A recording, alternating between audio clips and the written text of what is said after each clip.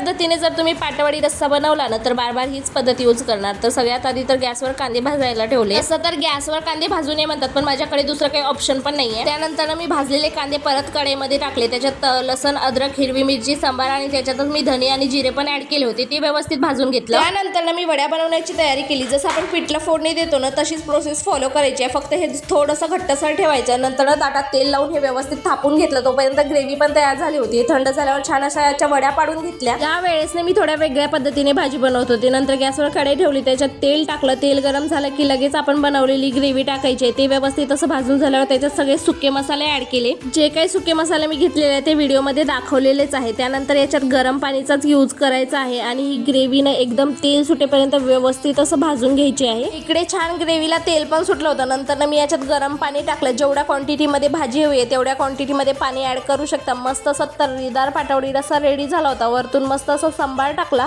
एवढी झणझणीत भाजी बघून ना मला तर कंट्रोलच होत नव्हतं। लगेच मी चपाती बनवली आणि लगेच आम्ही जेवण केलं। तुम्ही पण एकदा